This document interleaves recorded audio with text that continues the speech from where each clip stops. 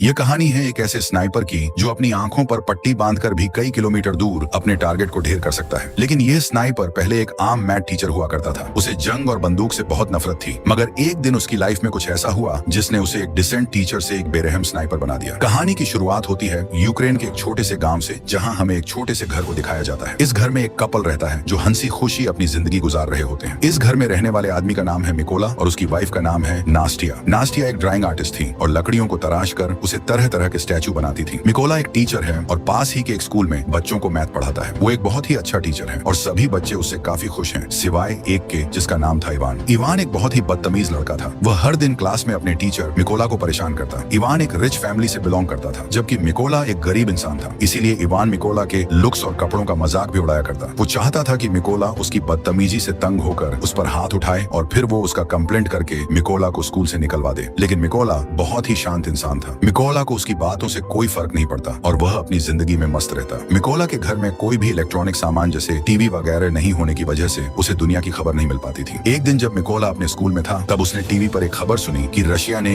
Ukraine पर हमला कर दिया है, जिसमें बहुत से सोल्जर्स मारे गए हैं और रशिया ने यूक्रेन की बहुत सी जगहों पर कब्जा कर लिया है। शाम को जब मिकोला अपने घर आया तो उसे यह बात पता लगी कि उसकी वाइफ प्रेग्नेंट है। ये जानकर उसे बहुत खुशी हुई क्योंकि अब मिकोला फादर बनने वाला था। इन दोनों ने मिलकर इस खुशी को सेलिब्रेट किया। अगले दिन मिकोला अपनी वाइफ को बाय बोलकर स्कूल की तरफ बच्चों को पढ़ाने के लिए अपनी साइकिल पर निकल पड़ा। लेकिन जब वो रास्ते में था तब उसने दो सोल्जर्स को देखा जो सिगरेट जलाकर एक अलग सी वर्दी पहनकर खड़े थे। वो वर्दी किसी यूक्रेनियन सोल्जर्स की बिल्कुल भी नहीं थी, जिसे देखकर उसे कुछ अजीब लगा। लेकिन मिकोला ने सोचा कि शायद सरकार ने सोल्जर्स की वर्दी को चेंज कर दी हो, इसीलिए मिकोला ने उस पर ज्यादा ध्यान नहीं दिया और जल्दी से अपने स्कूल पहुंचा। लेकिन जब वह स्कूल के अंदर आया तो उसने देखा कि पूरा का पूरा स्कूल खाली पड़ा है। कोई एक बच्चा भी स्कूल में नहीं आया। यह देखकर उसे गड़बड़ महसूस हुई। तभी उसने टीवी पर न्यूज देखा जिसमें बताया जा रहा था कि रशिया के सोल्जर्स यूक्रेन पर कब्जा करने के लिए यूक्रेन में घुस चुके हैं। और अब उसे एहसास हुआ कि उसने रास्ते में जो सोल्जर्स देखे थे वो असल में रशिया के थे। ये सोचकर उसे अपनी वाइफ की फिक्र हुई, क्योंकि उसकी वाइफ घर पर अकेली थी। वो फौरन अपनी साइकिल पर बैठकर घर की तरफ भागा, लेकिन अब बहुत देर हो चुकी थी। जब मिकोला घर पहुंचा तो उसने देखा कि वे दो सोल्जर्स उसकी वाइफ को बुरी तरह से पीट रहे थे। मिकोला ने अपनी वाइफ को बचाने की कोशिश की, लेकिन उन सिपाहियों ने उसकी भी बेरहमी से पिटाई कर दी। मिकोला ने उनसे रिक्वेस्ट की कि प्लीज मेरी वाइफ को मत मारो, वो प्रेग्नेंट है। लेकिन सोल्जर्स ने उनकी एक नहीं सुनी और उन दोनों को पीटते गए। थोड़ी देर बाद एक रशियन सोल्जर ने मिकोला के घर की तलाशी ली और जब उसे अंदर कुछ भी काम का नहीं मिला तो उसने गुस्से में आकर मिकोला के घर को आग लगा दी और वहां से जाने लगे। अब अपने घर को जलता देख नास्तिया गुस्से से लाल हो गई और एक पत्थर उठाकर उन रशियन सोल्जर्स को मारने लगी। ये देखकर एक सिपाही ने गोली चला दी और नास्तिया की मौके पर ही मौत हो गई। मिकोला अपनी वाइफ को मरता देखकर उसके पैरों तले जमीन खिसक जाती है। वह अपनी वाइफ के पास जाता है और उसे गोद में लेकर फूट फूट कर रोने लगता है। ऐसे ही कुछ घंटे बीतने के बाद दो यूक्रेनियन सोल्जर्स मिकोला के पास आए। मिकोला की वाइफ को मरा हुआ देखकर उन दोनों सोल्जर्स को बहुत अफसोस होता है और मिकोला के कंधे पर हाथ रखकर उसे हिम्मत न हारने को कहते हैं। उसके बाद उन दो सोल्जर्स ने मिकोला की वाइफ के लिए कब्र खोदना शुरू किया और एक कब्र खोदकर मिकोला से कहते हैं कि तुम यहाँ पर अपनी वाइफ को दफना दो। अपनी वाइफ की मौत के बाद मिकोला पूरी तरह से टूट चुका था। अब वह बिल्कुल अकेला रह चुका था। उन रशियन सोल्जर्स ने न सिर्फ उसकी वाइफ को मार डाला, बल्कि मिकोला के आने वाले बच्चे और उसके घर को भी जला दिया। इसीलिए अब वह बदले की आग में जल रहा था और उसे हर हाल में उस रशियन सोल्जर को मारना था जिसने उसकी बीवी पर गोली चलाई थी। उस सोल्जर से बदला लेने का एक ही रास्ता था कि वह यूक्रेनियन सोल्जर्स में शामिल हो जाए। इसीलिए वह यहीं पर उन दो सोल्जर से रिक्वेस्ट करता है कि प्लीज मुझे भी अपने साथ ले चलो, मैं भी यूक्रेन आर्मी में शामिल होना चाहता हूँ। इसके बाद वे दोनों सोल्जर्स मिकोला की बात मान लेते हैं और उसे गाड़ी में बैठाकर मिलिट्री बेस ले जाते हैं। जाने से पहले मिकोला अपनी वाइफ के हाथों का बनाया हुआ छोटे से स्टैचू को अपने पास रख लेता है, जो उसकी वाइफ ने इसकी रक्षा के लिए बनाया था। जब ये लोग मिलिट्री बेस पहुंचते हैं तो वहां उनका सीनियर मिकोला को देखकर उन दो सोल्जर्स पर गुस्सा करने लगता है और मिकोला को फौज में भर्ती करने से मना कर देता है, क्योंकि उनके सीनियर को मिकोला पर शक होने लगता है कि कहीं मिकोला कोई जासूस ना हो। जब सीनियर ने उन दो सोल्जर्स से अच्छी तरह मिकोला के बारे में जानकारी हासिल की और मिकोला ने भी उसे पूरी बात बताई कि किस तरह से रशियन सोल्जर्स ने मेरी वाइफ को बेरहमी से मार दिया और मेरे घर को जला दिया, इसलिए अब मेरे पास जीने की कोई वजह नहीं है। और उसने उस सीनियर को यकीन दिलाया कि वह रशियन सोल्जर को मारकर इस देश को आजाद करना चाहता है। यह सुनकर वह सीनियर मिकोला को यूक्रेनियन आर्मी में भर्ती करने के लिए राजी हो जाता है और अगले दिन से ही उसकी ट्रेनिंग शुरू हो गई। अब क्योंकि मिकोला एक आम इंसान था, इसलिए उसे ट्रेनिंग के दौरान काफी मुश्किल हो रही थी। उसने अपनी पूरी जिंदगी मैथ का सब्जेक्ट पढ़ाया था और बंदूकों के बारे में उसे कोई भी जानकारी नहीं थी। जब सभी फौजी बंदूकों को असेंबल कर रहे थे तो उनके मुकाबले में मिकोला काफी स्लो था और वह सबसे आखिर में बंदूक को असेंबल करता है। यह देखकर उस ऑफिसर को लगता है कि मिकोला कभी भी एक अच्छा सोल्जर नहीं बन पाएगा, लेकिन उसने भी हार नहीं मानी और अपनी ट्रेनिंग पर फोकस रखा। एक रात ट्रेनिंग के दौरान मिकोला अपने सीनियर से कहता है कि वह उसे उसके नाम से ना बुलाए, क्योंकि उसका कोड नेम रेवन है। मेरा कोड नेम है रेवन। ये सुनकर सभी उस पर हंसने लगे और सीनियर ने उसे बताया कि कोड नेम इतनी आसानी से नहीं मिलता, उसके लिए सोल्जर को देश के लिए कोई बड़ा कारनामा करना पड़ता है। मिकोला ने इन बातों को नेगेटिव नहीं लिया और वह और ज्यादा मेहनत करने लगा। रात को जब सभी सिपाही सो रहे होते थे तो तब भी मिकोला चीजों को सीखने की प्रैक्टिस करता। एक दिन सीनियर सभी सोल्जर्स को बताता है कि हमारे पास स्नाइपर्स की कमी है और हमें इस नंबर को बढ़ाना होगा ताकि हम रशियंस का मुकाबला कर सकें। यहाँ सीनियर सभी से पूछता है कि तुम में से कितने लोग स्नाइपर बनना चाहते हो। ये सुनकर कुछ लोग खड़े होते हैं और उन लोगों के बीच मिकोला भी होता है क्योंकि वह भी एक स्नाइपर बनना चाहता था। मिकोला को देखकर सभी सोल्जर्स हंसने लगे। मिकोला को देखकर उसका सीनियर उसे कहता है कि तुम अभी एक स्नाइपर बनने के लिए तैयार नहीं हो, तुम तो एक गन को असेंबल और डिसअसेंबल भी अच्छी तरह से नहीं कर पाते, तो स्नाइपर बनना तो दूर की बात है। इस पर मिकोला कहता है कि मैं एक अच्छा स्नाइपर बन सकता हूँ, मुझे खुद को साबित करने के लिए सिर्फ एक मौका चाहिए। ये सुनकर सीनियर मिकोला से कहता है कि ठीक है, ये लो, तुम्हें इस बंदूक को सिर्फ 20 सेकंड के अंदर असेंबल करना होगा। अब खुद को साबित करने के लिए मिकोला अपनी आंखों पर पट्टी बांध लेता है और फटाफट से गन को खोलकर उसे दोबारा से जोड़ देता है और इस काम को करने में उसे सिर्फ 18 सेकंड लगे। मिकोला की फुर्ती को देखकर सभी हैरान रह जाते हैं। जो लोग पहले उस पर हंस रहे थे अब वे मिकोला के लिए तालियां बजाने लगे। वह सीनियर भी मिकोला से इंप्रेस हुआ और अब उसकी काबिलियत को देखकर उसे भी स्नाइपर ट्रेनिंग में शामिल कर लिया जाता है। ट्रेनिंग के दौरान मिकोला को एक पुराने मॉडल की गन पकड़ा दी जाती है जबकि बाकी लोगों को नए मॉडर्न वेपन्स दिए जाते हैं। ये देखकर मिकोला भी मॉडर्न वेपन्स की डिमांड करता है, जिस पर वहाँ का सीनियर उसे कहता है कि अगर तुम्हें वह गन चाहिए तो तुम्हें खुद को साबित करना होगा। अब मिकोला के पास कोई और ऑप्शन नहीं था, इसलिए उसे जो मिला वह लेकर वहाँ से निकल गया। ट्रेनिंग के दौरान सीनियर सबको बताता है कि एक स्नाइपर के सामने चाहे कोई भी सिचुएशन क्यों ना आ जाए, लेकिन वह अपनी जगह से 1 इंच भी नहीं हिलता और अपने टारगेट पर निशाना बनाकर रखता है। इसकी प्रैक्टिस के लिए सीनियर सभी के पास गोलियां चलाता है और जो भी स्नाइपर अपनी पोजीशन से हिलता है उसे इस ट्रेनिंग से बाहर कर दिया जाता है। लेकिन जब मिकोला की बारी आती है तो वह अपनी जगह से जरा भी नहीं हिलता और अपना निशाना बनाकर रखता है और इस तरह से मिकोला इस ट्रेनिंग में पास हो जाता है। अगली ट्रेनिंग में स्नाइपर को उनका टारगेट सिर्फ एक बार दिखाया जाता है और फिर उनकी आंखों को ब्लैक बोर्ड से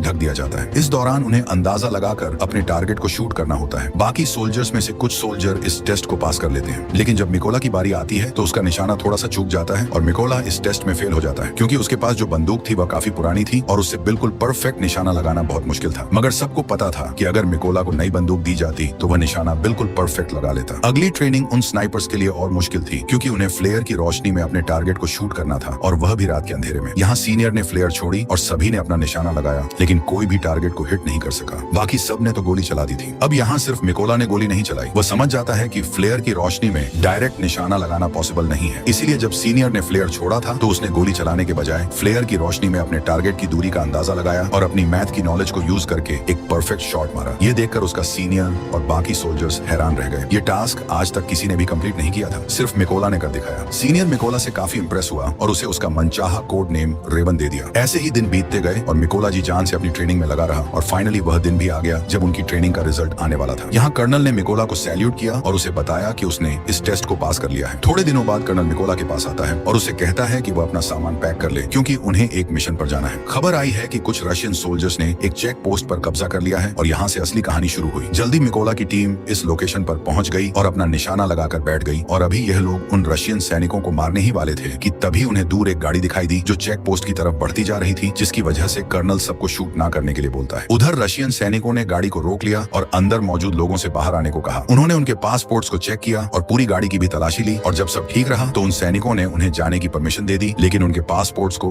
अपने पास रख लिया। जब उन लोगों ने पासपोर्ट वापस मांगा तो उन सैनिकों ने उन्हें खूब मारा। ये सब देखकर कर्नल ने अपने सैनिकों को फायर करने का ऑर्डर दिया तो एक ही झटके में सभी स्नाइपर्स अपने अपने टारगेट्स को ढेर कर देते हैं और इस तरह से उनका पहला मिशन कंप्लीट हुआ। मिशन के बाद जब सभी बेस पर लौटे तो मिकोला ने देखा कि उसके बहुत से साथी बेस पर मौजूद नहीं है। वह परेशान हुआ कि आखिर सब कहाँ चले गए। जब उसने पूछा कि मेरे बाकी साथी कहाँ हैं, तो उसे बताया गया कि उसके बाकी साथियों को एक दूसरे मिशन पर भेजा गया है। अगले दिन मिकोला को खबर लगी कि जिस मिशन पर उसके साथी गए थे उस मिशन के दौरान उसके बहुत से साथी मारे गए हैं और उन सभी लोगों को एक रशियन स्नाइपर ने मारा है। उस स्नाइपर का नाम सीरी था और वह रशिया का सबसे बेहतरीन स्नाइपर था। ऐसे ही कुछ दिन बीत गए और मिकोला अपने साथियों के साथ अपने अगले मिशन पर निकल गया। लोकेशन पर पहुंचकर उन्होंने चारों तरफ माइंस बिछा दी और अपनी पोजीशन लेकर बैठ गए। थोड़ी देर बाद रशियन सैनिक वहां पहुंच गए और उन सैनिकों के साथ इवान भी था। इवान वही लड़का था जो स्कूल में मिकोला को परेशान किया करता था और अब उसने रशियन आर्मी ज्वाइन कर ली थी। लेकिन जैसे ही कर्नल शूट करने का ऑर्डर देता है तब मिकोला थोड़ा सा घबरा गया क्योंकि वह अपने स्टूडेंट को नहीं मारना चाहता था। लेकिन फिर मिकोला अपने जज्बात को साइड पर रखकर वहां रखे लैंडमाइंस को शूट करता है तो वहां एक जोरदार धमाका होता है जिससे इवान समेत सभी रशियन सोल्जर्स मारे जाते हैं। सब कुछ कंट्रोल होने के बाद कर्नल गुस्से में मिकोला से पूछता है कि जब मैंने शूट करने का ऑर्डर दिया तो तुम क्या सोच रहे थे, जिस पर मिकोला जवाब देता है कि उन रशियन सोल्जर्स में मेरा एक स्टूडेंट भी था, मैं उसे नहीं मारना चाहता था। यहाँ कर्नल ने मिकोला को समझाया कि उसे इवान की मौत का जरा भी दुख नहीं होना चाहिए क्योंकि यहाँ वह तुम्हारा स्टूडेंट नहीं बल्कि तुम्हारा दुश्मन था और रशियन आर्मी को ज्वाइन करना इवान का अपना फैसला था, इसलिए तुम्हें उसके लिए बुरा मानने की जरूरत नहीं। मिशन पूरा करके यह सभी अपने बेस कैंप पर लौट आए। कर्नल को मिकोला पर पूरा भरोसा था। वो अपना ज्यादातर वक्त मिकोला के साथ बिताता था। यहाँ कर्नल ने मिकोला को अपनी फैमिली फोटो दिखाई और उसे बताया कि उसकी फैमिली में 3 लोग हैं। उसकी दोनों बेटियां इस बात से अनजान है कि उनके पिता एक सोल्जर हैं। मैंने उन्हें बताया है कि मैं बिजनेस करता हूँ और मेरी वाइफ ने भी आज तक मेरे बारे में बच्चों को नहीं बताया कि मैं एक सोल्जर हूँ। यहाँ मिकोला ने भी कर्नल को अपनी पूरी कहानी बताई कि किस बेदर्दी से रशियन सैनिकों ने उसकी वाइफ को मार डाला। इस दौरान मिकोला काफी इमोशनल भी हो गया, लेकिन कर्नल ने उसे संभाल लिया। अगली सुबह ये सभी अपने अगले मिशन पर निकल गए। ये मिशन काफी इंपॉर्टेंट था क्योंकि उन्हें खबर मिली थी कि रशियन सोल्जर्स का एक ग्रुप उस रास्ते से गुजरने वाला है। कर्नल और मिकोला जल्दी से लोकेशन पर पहुंचे और अपनी पोजीशन लेकर बैठ गए। थोड़ी देर बाद उन्हें 2 रशियन सैनिक दिखे जो अपनी बाकी की टीम का इंतजार कर रहे थे। यहाँ मिकोला ये नोटिस करता है कि उनमें से एक सैनिक वो है जिसने उसकी वाइफ को गोली मारी थी और वो मिकोला के ठीक निशाने पर था। यहाँ मिकोला ने गोली चलाने की परमिशन मांगी पर कर्नल ने ऐसा करने से मना कर दिया। अब मिकोला गुस्से से लाल हो रहा था क्योंकि सामने खड़े सोल्जर ने उसकी वाइफ को मारा था और उसने आर्मी को ज्वाइन भी इसलिए किया था ताकि वो अपनी वाइफ का बदला ले सके। इसलिए उसने दोबारा से फायर करने की परमिशन मांगी पर एक बार फिर कर्नल ने ऐसा करने से मना कर दिया। लेकिन अब मिकोला अपने जज्बात पर काबू नहीं रख पाया और उसने गोली चला दी। गोली लगने से उस सोल्जर की तुरंत मौत हो गई। लेकिन बुरी बात यह थी कि रशियन सोल्जर्स को उनकी लोकेशन का पता चल गया। कर्नल मिकोला से कहता है, ये तुमने क्या कर दिया? लेकिन सबसे बुरी बात यह थी कि रशिया का सबसे खतरनाक स्नाइपर जिसका नाम सिरी था वो भी अपनी पोजीशन लेकर बैठा हुआ था और अब उसे भी उनकी लोकेशन का पता लग गया था। कर्नल भी यह बात जानता था कि सिरी पास ही है, इसलिए वो सिरी की तलाश करने लगा। लेकिन इससे पहले कि वो उसकी लोकेशन को जानता, सिरी ने उसे एक हेडशॉट दे दिया और कर्नल की मौके पर ही मौत हो गई। अब मिकोला को समझ आया कि उसने कितनी बड़ी गलती कर दी है। उसकी गलती की वजह से कर्नल की जान चली गई। मिकोला को पता लगा कि रशियंस को उनकी लोकेशन का पता लग चुका है। उधर रशियन सोल्जर्स ने भी मिकोला के ऊपर जोरदार फायरिंग और बमबारी शुरू कर दी। अब बिगड़ते हालात को देखते हुए मिकोला ने पीछे हटने का फैसला किया। उसने कर्नल की बॉडी उठाई और अपनी पोजीशन से पीछे आने लगा। जल्दी वो दुश्मनों के इलाके से बाहर आ गया और सीधा अपने बेस पर पहुंचा। मिकोला को कर्नल की मौत का काफी अफसोस था और वह खुद को उसका जिम्मेदार ठहरा रहा था। यहाँ उसने कसम खाई कि वो सिरी को जान से मार देगा और कर्नल की मौत का बदला लेगा। जल्दी ही मिकोला को 2 रशियन स्नाइपर्स की खबर मिली और वो फौरन अपने अगले मिशन पर निकल गया। वो अपनी लोकेशन पर पहुंचा और अपना निशाना लगाकर बैठ गया। जल्द ही उसने स्नाइपर को मार गिराया, पर उस स्नाइपर को मारते दौरान एक दूसरे स्नाइपर ने मिकोला को बाजू पर गोली मार दी थी। लेकिन उसने हार नहीं मानी और जैसे तैसे करके उस दूसरे स्नाइपर को भी मार गिराया। अब क्योंकि वो काफी घायल था इसलिए वह एक सीक्रेट बेस पर चला गया और अपनी बॉडी को थोड़ा आराम देने लगा। इस दौरान उसे आर्मी के मेजर का कॉल आया और उसने मिकोला को बताया कि हमने उस स्नाइपर का पता लगा लिया है जिसने कर्नल को मारा था। उसके बाद मिकोला अपने बेस पर पहुंचा और यहाँ मेजर सभी को स्नाइपर के बारे, नियोग के बारे में बताने लगा। मेजर बताता है कि उस स्नाइपर का नाम सीरी है और वह रशिया का सबसे बेहतरीन स्नाइपर है। उसका निशाना आज तक गलत नहीं लगा। सीरी ने यूक्रेन के 6 सबसे काबिल स्नाइपर्स को मार गिराया है, इसलिए हमें उसे हल्के में नहीं लेना चाहिए। मेजर बताते हैं कि सीरी पहले यूक्रेन के सोल्जर्स को मारता है और फिर उसकी वीडियो बनाकर सोशल मीडिया पर अपलोड करता है ताकि यूक्रेनी सोल्जर हार मान ले। वो बताता है कि सीरी एक ऐसा स्नाइपर है जो आमतौर पर अपनी पोजीशन को चेंज नहीं करता और एक खास लोकेशन पर बैठकर अपने दुश्मनों का शिकार करता है। अब ये सभी लोग एक प्लान बनाते हैं कि वह सीरी की लोकेशन पर 2 टीम बनाकर जाएंगे। प्लान के मुताबिक उनकी पहली टीम रशियन सैनिकों पर सामने से अटैक करेगी और जब वह इस अटैक में बिजी होंगे तो उनकी दूसरी टीम उन लोगों पर पीछे से हमला करेगी। इस मौके का फायदा उठाकर मिकोला बिल्डिंग के अंदर जाएगा और सीरी को मार देगा। पूरी प्लानिंग हो जाने के बाद ये सभी उस लोकेशन की तरफ निकल गए। लोकेशन पर पहुंचकर सभी स्नाइपर्स ने अपनी पोजीशन ले ली और अपना निशाना लगाकर बैठ गए। उधर मिकोला भी चुपके से बिल्डिंग में एंटर हुआ जहां उसे 2 रशियन सोल्जर्स दिखे जो अपने बातचीत में मशरूफ थे। मिकोला ने बिना देर किए उन दोनों को मार डाला और बिल्डिंग में आगे बढ़ गया। इसके बाद उसने प्लान के मुताबिक अपनी टीम को सिग्नल दिया और सिग्नल के मिलते ही यहाँ बैठे स्नाइपर्स ने सभी सोल्जर्स को मार डाला। उधर सीरी ने यह नोटिस किया कि उसका कोई भी साथी उसे रिपोर्ट नहीं कर रहा है। उसे कुछ गड़बड़ महसूस हुई, इसलिए वो बिल्डिंग के छत पर चला गया जहाँ पहले से रशिया का एक स्नाइपर मौजूद था। लेकिन ऊपर जाकर जब उसने स्नाइपर को देखा तो वो स्नाइपर मर चुका था। ये देखकर उसके दिल में घबराहट बढ़ने लगी और अब सीरी को एहसास हुआ कि यूक्रेन के सोल्जर्स ने उसे चारों तरफ से घेर लिया है। उसने अपने बेस पर बैकअप के लिए कांटेक्ट किया, लेकिन बैकअप टीम को उस तक पहुंचने में अभी 10 मिनट और लगने वाले थे। ये सुनकर वो फटाफट से अपनी पोजीशन पर आया और यूक्रेनी सैनिकों को ढूंढने लगा। लेकिन तभी उसने सामने टेबल पर रखा एक छोटा सा स्टैचू देखा जो असल में उसके बाहर जाने के बाद मिकोला ने रखा था, जो उसे उसकी वाइफ ने दिया था। अभी सीरी कुछ सोच पाता कि तभी मिकोला ने उस पर हमला कर दिया और उसे चाकू मार मार कर उसकी जान ले ली। लेकिन इस हाथापाई के चलते बिल्डिंग में मौजूद दूसरा स्नाइपर थोड़ा अलर्ट हो गया, लेकिन अभी वह कुछ कर पाता उससे पहले मिकोला ने उसके पास से ग्रेनेड फेंक दिया और उस धमाके में यह आखिरी स्नाइपर भी मारा गया। थोड़ी देर बाद सीरी की बुलाई बैकअप टीम भी बिल्डिंग तक पहुंच गई, लेकिन वह इस बात से अनजान थे कि सीरी अब मर चुका है। इसीलिए जब उन्होंने सीरी को कॉल किया तो कॉल उधर मिकोला ने उठाया और उनसे कहा कि वह सभी मरने वाले हैं और इतना कहकर उसने ट्रक के ड्राइवर को शूट कर दिया। अब गोली चलते ही रशियन सोल्जर्स में हलचल मच गई और वह सभी ट्रक के बाहर कूद गए, लेकिन वो इस बात से अनजान थे कि यूक्रेनियन स्नाइपर्स उन पर घात लगाकर बैठे हुए थे। यहाँ यूक्रेनी सैनिकों ने जोर जोरदार शूटिंग शुरू कर दी और एक एक रशियन को चुन चुन कर मारा। इस मिशन के थोड़े दिनों बाद मिकोला अपनी वाइफ की कब्र पर गया, क्योंकि उसने उससे जो वादा किया था वो अब पूरा हो चुका है। उसने उन सभी लोगों को मार दिया है जिन्होंने उसकी वाइफ और कर्नल को मारा था। यहाँ मिकोला ने कसम खाई कि वह आखिरी दम तक अपने देश की सेवा करता रहेगा, और इतना कहकर वह वहां से चला गया और इसी के साथ ये फिल्म खत्म हो जाती है। अगर वीडियो आपको अच्छी लगी हो तो हमारे चैनल को सब्सक्राइब और वीडियो को लाइक जरूर कीजिएगा।